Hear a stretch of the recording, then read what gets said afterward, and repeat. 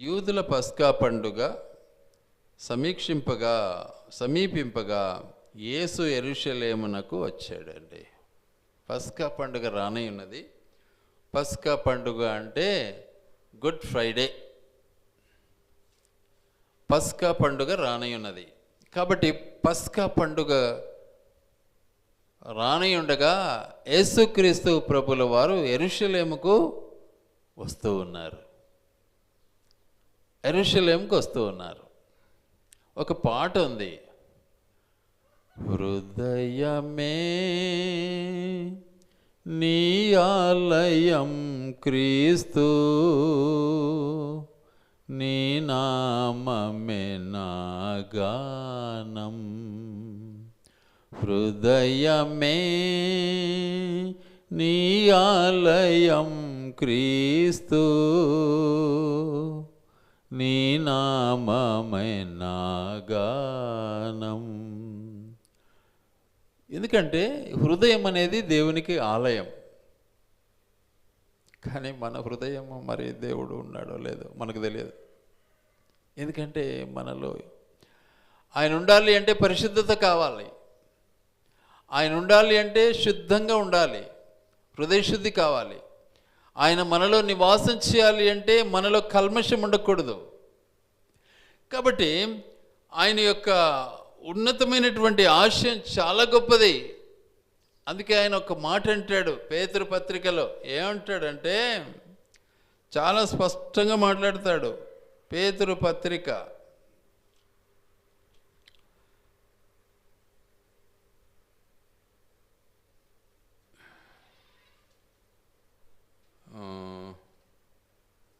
'నేను పరిశుద్ధుడను గనుక' అంటాడు. నేను పరిశుద్ధుడను గనుక మీరును ఏం చేయాలా? పరిశుద్ధులై ఉండుడి అంటాడు. ఎన్నో వచ్చినాం అది.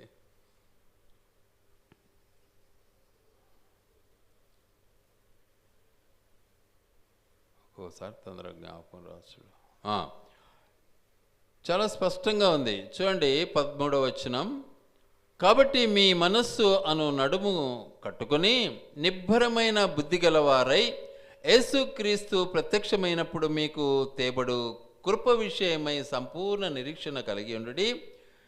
నేను పరిశుద్ధుడను అయి ఉన్నాను గనుక మీరును పరిశుద్ధులై ఎండుడని వ్రాయబడి ఉన్నది. కాబట్టి దేవుని యొక్క ఉద్దేశం చాలా గొప్పది. పరిశుద్ధత కావాలి. మనలో రకరకాల ఆశలు, రకరకాల ఆలోచనలు, మనలో ఎన్నో భయంకరమైనటువంటి వ్యాపారాలు, భయంకరమైనటువంటి మత్తు జీవితము, రకరకాల పరిస్థితులన్నీ ఉన్నాయి.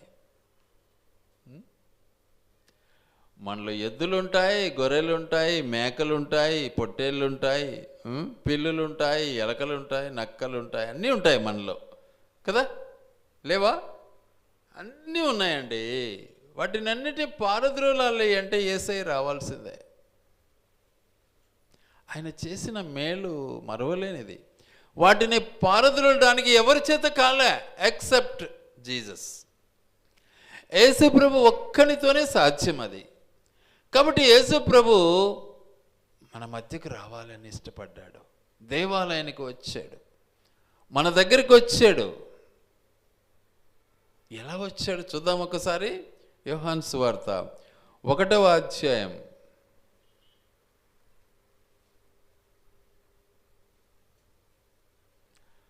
5వ వచనం చదువుదాం.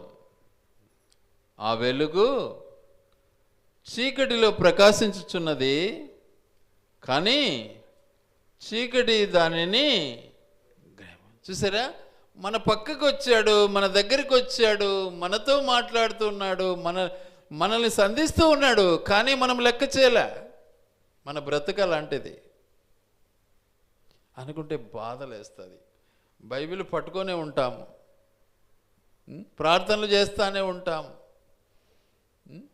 ఉపవాస ప్రార్థనలు చేస్తాం, కోరికలు కోరుతాం. దేవుని ఔన్నత్యాన్ని మర్చిపోతాం, దేవుని మహిమపరచటం మర్చిపోతాం, దేవుని స్తుతించడం మర్చిపోతాం. మనకు కావాల్సింది మన కోరిక. ఆ రీతిగా పరిశుద్ధతను మనము కోల్పోయామన్న సత్యం దేవుడు ఎరిగాడు. కాబట్టి ఆయన వచ్చాడు. ఏం చేశాడు మరి? వచ్చి తను చేసిన గొప్ప పని ఏంటి అసలు ఒకసారి జ్ఞాపం చేసుకుందాం. చూడండి దయచేసి ఏమైంది చూడండి. 14వ వచనం, దేవాలయములో ఎడ్లను, గొర్రెలను, పావురములను అమ్మువారును, రూకలు మార్చువారును కూర్చుండుట చూశాడు. ఏమేమి ఉన్నాయి దేవాలయంలో? రకరకాల జంతువులు ఉన్నాయి. ఇంకేమున్నాయి? వ్యాపారాలు ఉన్నాయి. ఇంకేమున్నాయి? మోసం అక్కడ ఉంది. రూకలు మార్చేవారు అక్కడ ఉన్నారు. ఏమున్నాయి? ఇహ సంబంధమైనటువంటి చీకటి శక్తులన్నీ అక్కడ ఉన్నాయి. ఎక్కడా? ఆయన దేవాలయంలో, మన హృదయంలో. అవన్నీ ఆయన గమనించాడు, చూశాడు. మానవుడు ఏమైపోతున్నాడు అని బాధపడ్డాడు, కోపపడ్డాడు. ఆయన కోపము చాలా గొప్పది. ఆ కోపానికి ఎవడు తట్టుకోలేడు, ఈ లోకమే తట్టుకోలేదు. ఆయన చాలా కోపడ్డాడు, ఉగ్రుడైపోయాడు. అయిపోయి ఒక మాట అంటాడు. ఏమంటాడు తెలుసా? నా తండ్రి ఇల్లు వ్యాపారపు ఇల్లుగా చేశారు మీరు. ఎట్లున్నావు నీవు? వ్యాపారం, పాపముతో నిండి ఉన్నావు. నా తండ్రి ఇంటిని నువ్వు పాడు చేశావు. నీ హృదయంలో ఏముంది? ఇప్పుడు చీకటి జీవితం ఉంది. ఆలకించు. వీటన్నిటిని బట్టి దేవుడు ఎంతో దుఃఖాక్రాంతుడయ్యాడు, బాధపడ్డాడు, కోపపడ్డాడు. గట్టిగా చెప్తే బా ఎందుకంత కోపం అంటారు. బాధతో చెప్పింది మానవుడు కనుక్కోలేడు, గట్టిగా చెప్పింది మాత్రం కోపమే అంటాడు కదా. అదే కదా గొప్పతనం మనది, తెలుసుకుండే బ్రతుకది. గనుక దేవుడు ఎంతో బాధపడుతున్నాడు. ఎందుకు? నా తండ్రి గృహాన్ని ఏం చేశారు మీరు? వ్యాపార గృహంగా మార్చేశారు. త్రాగుబోతు ఇంటిగా మార్చేశారు. చీకటిలో మార్చేశారు. జంతువులతో నింపబడింది. మీరు చెప్పండి, జంతువులు శుద్ధంగా ఉంటాయా? మరి జంతువులు మనలో ఉంటే మన స్వభావం ఎక్కడికి పోయినట్టు? జంతువులు లేకపోయినట్టు. జంతువులు మనలోకి వచ్చేసాయి. కానీ దేవాది దేవుడు ఏం చేశాడు? గద్దించడానికి ఇష్టపడ్డాడు. కోపముతో గద్దించాడు, కోపముతో కొట్టాడు. కానీ దేవుడు కొట్టింది చాలా మందికి అర్థం కాదు. దేవుడు గద్దించింది చాలా మందికి అర్థం కాదు. కొంతవరకు దేవుడు నాకు ఇచ్చాడు అది అర్థం చేసుకోవడానికి. దేవుడు నన్ను పిలిచిన తర్వాత నేను కొంతకాలం మళ్ళీ ఏం చేశానంటే కొన్ని పనులు చేశాను, ఉద్యోగం చేశాను మళ్ళీ కొద్ది రోజులు. అప్పుడు వాంచి పరిస్తాడు నన్ను. ఒక్క ఏడు కొడతానే ఏమైపోయింది? రియాక్షన్ అయిపోయింది. అప్పుడు నాకు మళ్ళీ మెలకువ వచ్చేసింది. నాది పెద్ద తప్పు అని గ్రహించాను. ప్రభువా నన్ను క్షమించు. వెంటనే మళ్ళీ రిజైన్ చేసేసాను. కొద్ది రోజులే చేశాను తప్పు. కొద్ది రోజులైనా ఎక్కువ రోజులైనా తప్పే. అప్పుడు నేను గ్రహించి వెంటనే మళ్ళీ రిజైన్ చేశాను. ఒక ప్రక్క చూస్తే 4 పిల్లలు, తల్లి, భార్య, వాళ్ళని పోషించాలి. నేనేమి ఎవరిపైన ఆధారపడను, ఎవరు కానుకలు అనే దానిపైన చేయి చాపను. ఎట్లా? దేవుడే నాకు దిక్కు అనేవాని నా లైఫ్ అంతా. అప్పుడు దేవుడు మళ్ళీ కనికరించాడు, నన్ను నడిపించాడు. అద్భుత రీతిగా దేవుడు నన్ను తన సాధనంగా వాడుకోవటానికి ఇష్టపడ్డాడు. కనుక దేవుడు కోపపడ్డాడే, దేవుడు గద్దించాడే అని చాలామంది వెనుదిరిగే వాళ్ళు ఉన్నారు.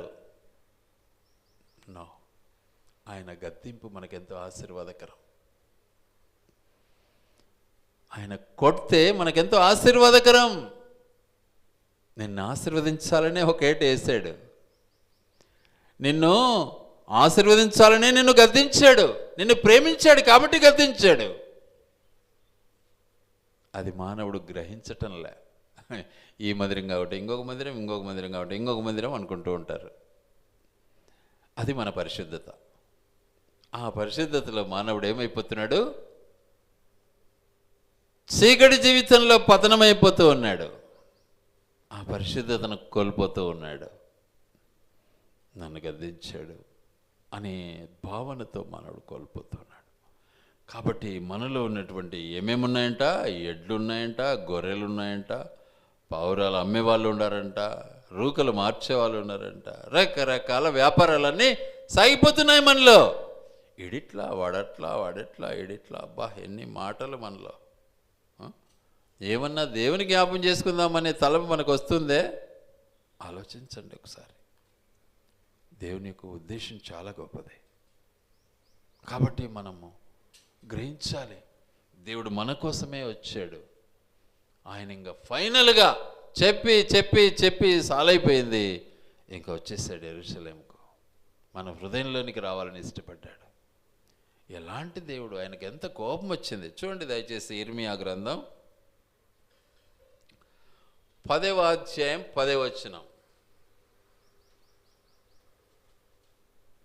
ఇర్మియా గ్రంథం 10:10. యెహోవాయే నిజమైన దేవుడు, ఆయనే జీవం గల దేవుడు, సదాకాలము ఆయనే రాజు. ఆయన ఉగ్రతకు భూమి కంపించును, జనములు ఆయన కోపమును తట్టుకోలేరు. కవ్వంచేత కాదు, ఆయన కోపాగ్నికి ఎవడు తట్టుకున్నాడు? అక్కడ అమెరికాలో మొన్న కాలిపోతూ ఉంటే, మొన్న యుద్ధం జరుగుతూ ఉంటే ఎవడు తట్టుకున్నాడు అక్కడ? మొన్న వరదలు వస్తూ ఉంటే ఎవడు తట్టుకున్నాడు అక్కడ? కానీ మానవుడు గ్రహించటంలే. మనిషి అనుకుంటుంటాడు, నా రంగులే సరిపోయినాయిలే, నేను ఎడ్ల వ్యాపారం చేస్తా, గొర్రెల వ్యాపారం చేస్తా, అన్ని వ్యాపారాలు చేస్తా, అన్ని రంగులు నాలో ఉన్నాయి, వాక్యము చెప్తా, ప్రార్థన చేస్తా, ఏడుస్తా, అన్ని చేస్తాలే అనుకుంటాడు మానవుడు. అది దేవుని యొక్క ఆధీనంలో లేదు. నీకు వ్యాపారం ఇస్తే వ్యాపారం చేయి, న్యాయంగా చేయి. దేవుడు నీకు ఏ పని ఇస్తే ఆ పని చేయి. గనుక మన జీవితంలో గుర్తించాల్సినటువంటిది, మన దేవుడు ఎలాంటి వాడు? ఆయన కోపగిస్తే ఆయన ఉగ్రతకు భూమి కంపించును. తర్వాత జనములు ఆయన కోపమును తట్టుకోలేరట, సహించలేరు. గనుక ఆయన మన కొరకు ఈ లోకానికి వచ్చి ఎంతో బాధపడుతూ ఉన్నాడు, కోపపడుతూ ఉన్నాడు. చెప్పిన మాట వినడంలే. ఎంత చెప్పినా వినం, దెబ్బలు పడేంత వరకు వినం మనం. అంతే కదా గోల్డీ? దెబ్బలు పడేంత వరకు వినం అసలు. కాబట్టి మనం గ్రహించాలి సత్యం. దేవుడు దెబ్బ కూడా కొడతాడు, ఇబ్బందిలే. చూద్దాం ఆ మాటను ఒక్కసారి. యోహాను సువార్త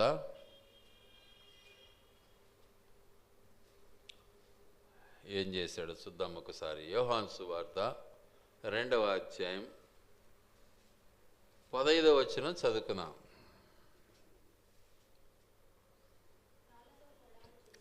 త్రాళ్లతో కొరడాలు చేసి గొర్రెలను ఎడ్లనన్నిటినీ దేవాలయములో నుండి త్రోసివేశాడు. చూసారా ఏం చేశాడు? తాళ్ళు తీసుకొని కొరడాలు చేసేసాడు. కొరడ అంటే అది ముద్దు పెట్టుకుంటుందే? కొరడ ముద్దు పెట్టుకుంటుందే? కొరడ వాంచి పారేస్తుంది అంతే. ఒకప్పుడు ఒక కుటుంబంలో ఒక చిన్న పాప, సండే స్కూల్ వెళ్ళే చిన్న పాప, వాళ్ళ అమ్మ నాన్న ఎప్పుడు బయట తిరిగేవాళ్ళే. తాగుడే వారము, బయట తిరగడం, ఇదే పని. ఆ పాప సండే స్కూల్కి పోతే సండే స్కూల్లో టీచర్ చెప్పిందంట, ఏమని? త్రాగుబోతులు తిరుగుబోతులు పరలోక రాజ్యం చేరరు అనింది. వాస్తవం. శరీర కార్యాలు పరలోక రాజ్యంలో చేరవు కదా. అది వచ్చి ఏం చేసింది? మన ఆయన తాగుడిపోతే ఏడు చేయాలబ్బా అని ఉన్నటువంటి సీసాలన్నీ పగలగొట్టి పారేసింది. వాళ్ళ ఆయన రాత్రికి వచ్చినాడు. ఏ సీసాలు తారేడుతంటే లేవు. ఏమైనా నేను పగలగొట్టినాను డాడీ అనింది. అంటనే బెల్ట్ తీసుకొని వాంచి పారేసినాడు. ఎంత పట్టుకునే వదల్లే,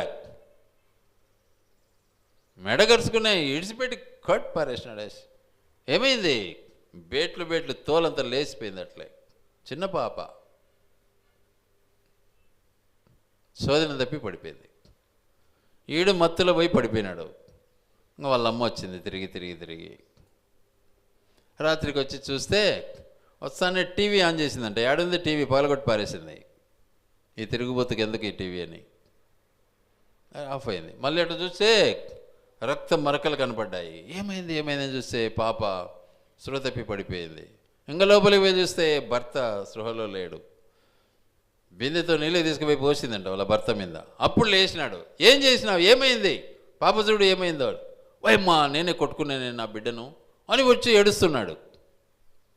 అప్పటికి స్పృహ ఉంది ఆమెకు, తప్పిపోయి పడిపోయింది, అన్కాన్షియస్ అయిపోయింది.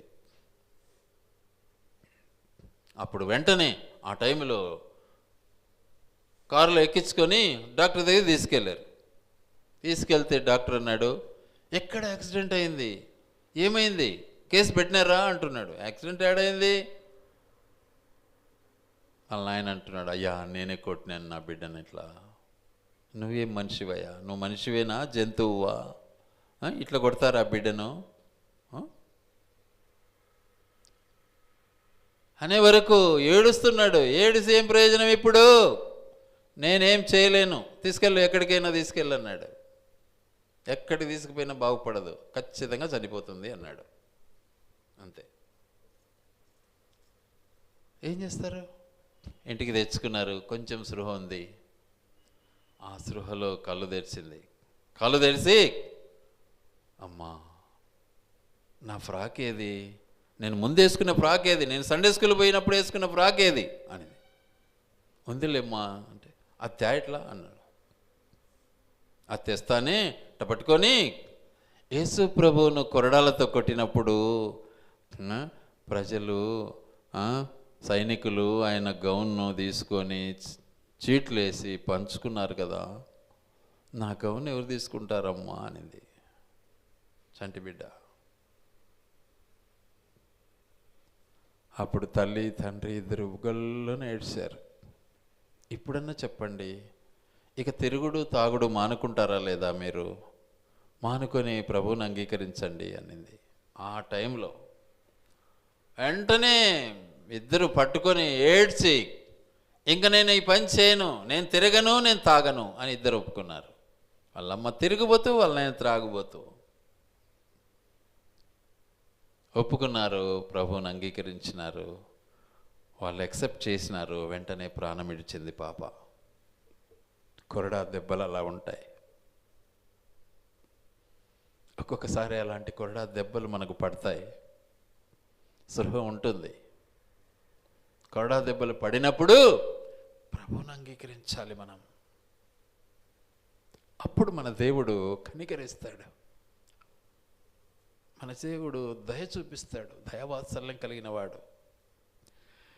గనుక ఆయన మనలో ఉన్నటువంటి ఆ కల్మషాన్ని అంతా తీసి శుభ్రపరిచి మన కొరకు రక్తం కార్చి ఆ రక్తంలో కడిగి శుద్ధినిగా చేసి తన సొత్తుగా, తన బిడ్డగా, తన యాజకునిగా, తన మనిషిగా, తన స్నేహితునిగా మనల్ని చేయాలని ఇష్టపడ్డాడు.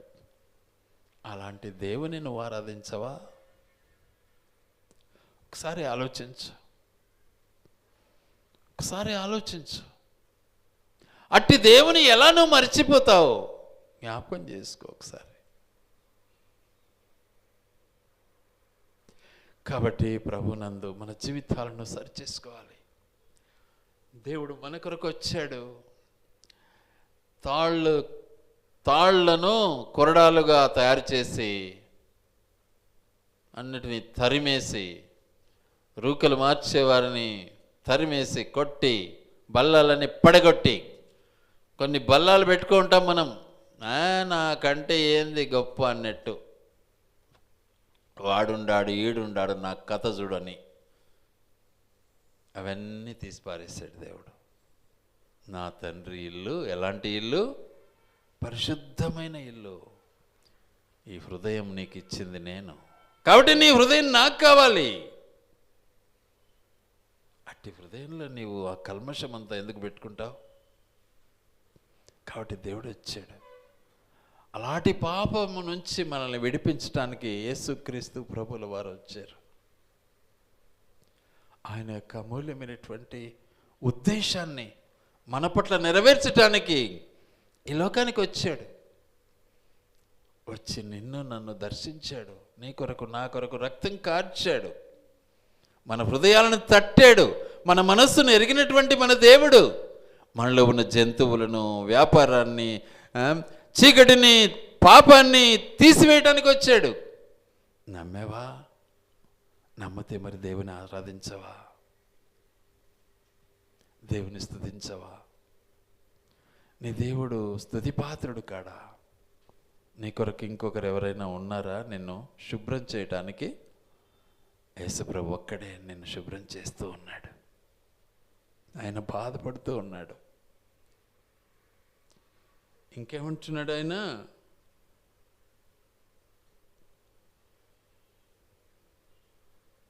ఎడ్లనన్నిటినీ దేవాలయం నుండి తోలివేసి, రూకలు మార్చు వారి రూకలు చల్లివేసి, వారి బల్లాలు పడద్రోసి, పావురములు అమ్ము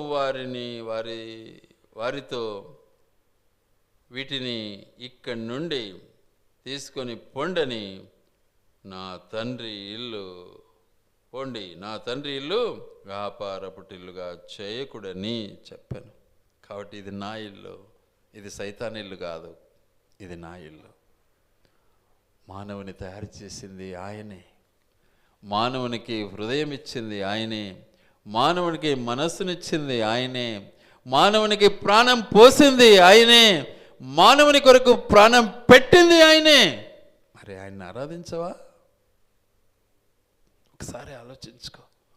ఎన్ని రకాల వ్యాపారాలు కలిగి ఉన్నావు నువ్వు, ఎన్ని రకాల దుర్గుణాలు కలిగి ఉన్నావు నువ్వు. వాటన్నిటినీ తీసివేయటానికి యేసయ్య వచ్చాడు. వచ్చి నీ కొరకు ఏం చేశాడు? ఆయన రక్తం కార్చాడు. అందుకే దావీదు మహారాజు ఒక మాట అంటాడు. ఏమంటాడంటే చూద్దాం, ఆ మాటను ఒక్కసారి జ్ఞాపకం చేసుకుందాం. 4వ అధ్యాయము 4వ వచనం. 4వ అధ్యాయము దావీదు 4వ కీర్తన 4వ అధ్యాయం 4వ వచనం ఏమంటాడంటే, భయము నొంది పాపము చేయకుడి, మీరు పడకల మీద నుండగా మీ హృదయములలో ధ్యానము చేసుకొని ఊరకుండుడి.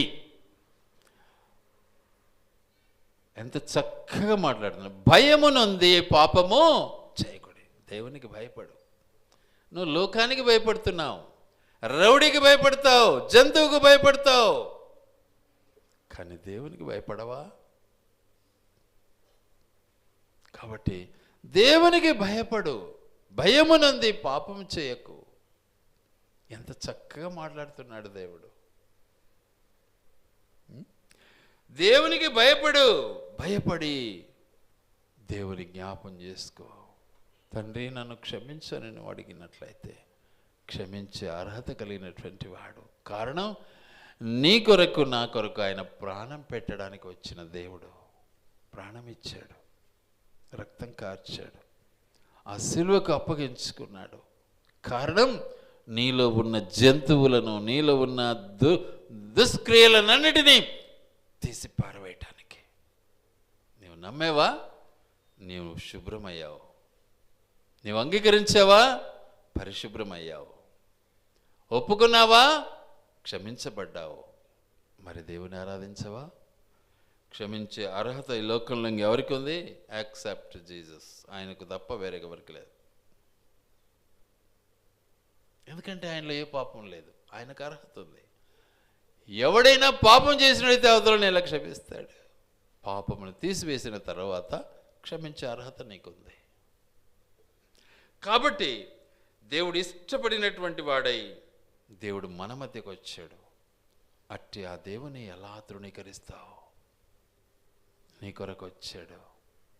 నా తండ్రి ఇల్లు ఇది, నేను కదా ఉండాల్సింది నా తండ్రి ఇంట్లో అంటున్నాడు. ఎంత గొప్ప అధికారం కలిగినటువంటి వాడుగా ఉన్నాడు. ఆయనకి ఇచ్చావా నీ ఇంటిని? నీ హృదయాన్ని నీ దేవునికి ఇచ్చావా? ఒకసారి ఆలోచించు. ఇచ్చింటే దేవుని ఆరాధించు. క్షమించబడి ఉంటే దేవుని ఆరాధించు. నీ పాపము తీసివేయబడి ఉంటే దేవుని ఆరాధించు. దేవునికి భయపడు. దేవుని నామాన్ని స్తుతించు.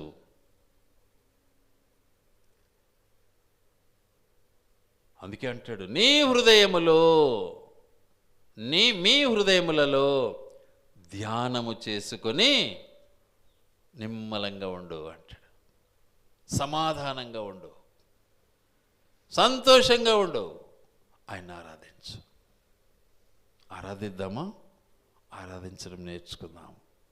ఆయన ఆరాధించకుండా ఎలా ఉండగలరు? ఒకసారి ఆలోచించండి. ఆయన ఆరాధించే ఆధిక్యత మనకి ఇచ్చాడు దేవుడు. ఆయన పూజనీయుడు. పూజనీయుడేసు ప్రభు, పల్లు నిందలు నొందితివా నాకై, పూజనీయుడేసు ప్రభు. కాబట్టి ఆయన పూజనీయుడు, పూజార్హుడు. ఆయన్ని మనం పూజించాలి, ఆయన్ని మనం స్తుతించాలి, ఆయన్ని మనము ఆరాధించాలి. ఆయన్ని ఆరాధించకపోతే ఏం ప్రయోజనం? కాబట్టి దేవుడు మనకిచ్చినటువంటి గొప్ప ఆధిక్యతను మనం మర్చిపోకూడదు. గనుక దేవుడు తాను కోపపడినను మనకు అన్యాయం చేసేవాడు కాదు, గద్దిస్తాడు. లోబడితే అంత ఆశీర్వాదం మనకు. అట్టి ఆధిక్యత దేవుడు మనకి ఇచ్చాడు కాబట్టి ఆయన్ని మనము ఆరాధిస్తాం. మనలో ఉన్న ప్రతి దుర్గుణాన్ని తీసివేయటానికి వచ్చానంటూ ఉన్నాడు. ఇది మా నాయన కట్టాడు, మా నాయన వెళ్ళేది, నేను నివాసం చేయాలి అంటూ ఉన్నాడు. తండ్రి ఇంట్లో కుమారుడు నివాసం చేస్తాడు. కాబట్టి మనము ఆయన బిడ్డలంగా ఉంటే ఆయన మన కొరకు కట్టబడినటువంటి ఆ ఇంట్లో మనం కూడా నివాసము చేస్తాం. కాబట్టి ఆయన మనం ఆరాధిస్తాం, ఆయన్ను స్తుతిస్తాం, ఆయన పూజిస్తాం. దేవుడి మాటలు ఆయన వెనికిడిలో దీవించి ఆశీర్వదించునుగాక.